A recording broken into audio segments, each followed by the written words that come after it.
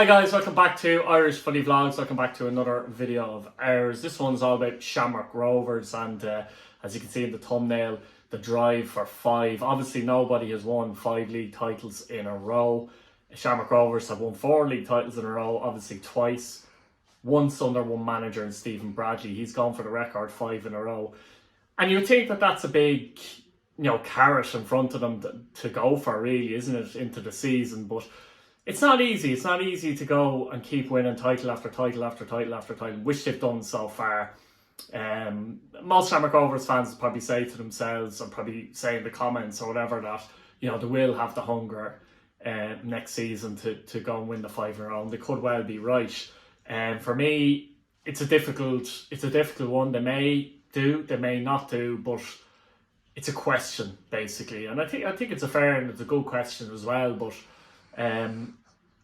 I have a feeling Stephen Bradley may not have stayed if this wasn't on, to be honest. And the bags of experience in their squad, the likes of Rory Gaffney, Graham Burke, Jack Byrne.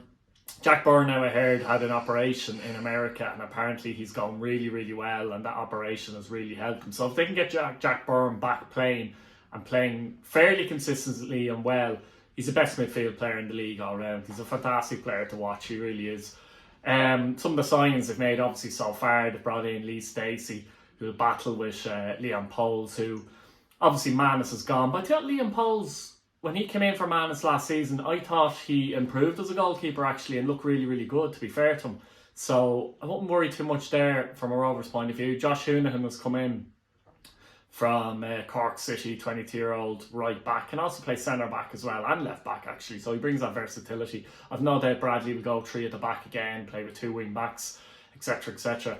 Poom has come back on loan in midfield. I thought he was excellent for them last season, so he's a really good signing. Dar Burns has come in on loan from MK Dons as well, and Billy's behind the camera smiling away there. So I couldn't help myself. But he's come in on loan as well. It'd be interesting to see how he fits in, actually, because we know that Rovers tend to play, Burns is a winger, but we know Rovers tend to play with 2 number 10s generally. That could be a position that suits him as well. So it'd be interesting to see how he fits into their game plan, basically. Yeah, I mean, I think they'll make a couple of more signings. There's a strong hint that Johnny Kenny will be back on loan as well from Celtic, and I thought Kenny done better than people gave him credit for last year.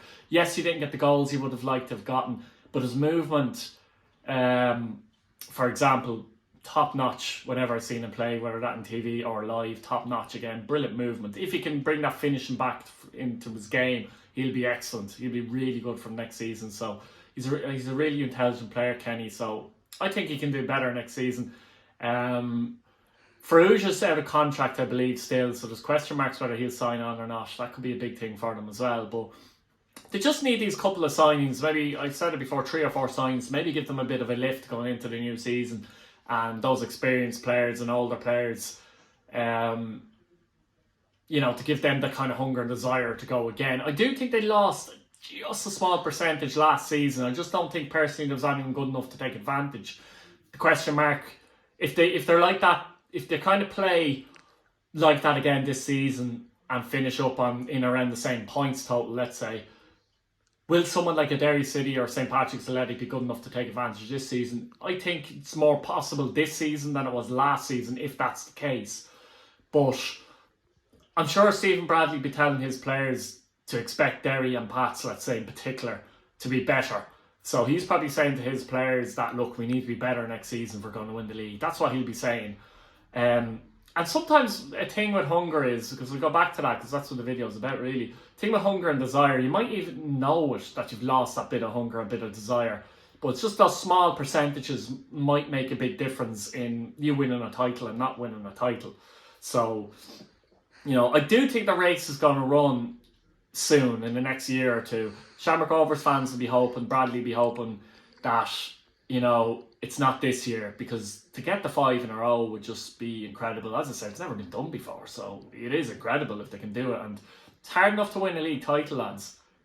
It's bloody well difficult to win 4 or 5 league titles on the bounce. It really is.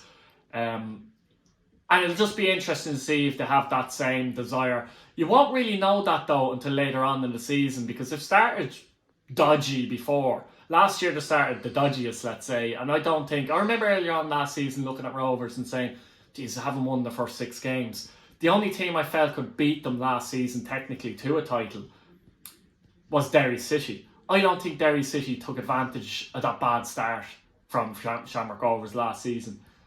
What if Shamrock Rovers, the likeliness is, even if they don't have a great start, they're not going to have that bad of a start this season. So what if Shamrock Rovers, have a very good start on the flip side? So it's going to be interesting to see how they go. They're strong in midfield. We know all the names they have and all the players they have. Centre back still, Grace and Pico Lopez are still hard to beat as a combination, I have to say. I know they play 3 at the back a lot of the time, but them two are your mainstays in there, let's say. So I think they're very hard to beat. But it's going to be really interesting how they go, and interesting to see if they do have that hunger or desire. So if you're a Shamrock Rovers fan, guys, let me know what you think in the comments. What worries do you have maybe coming into the season? Do you have any worries coming into the season, etc., etc.? Just let me know what you think in the comments. Do you think they'll have the hunger or desire? Is there anything maybe in the squad that you feel still needs a bit of tweaking and improvement? Let me know. Subscribe to the channel if you're new, guys. Hit your bell notification button. Thanks for watching.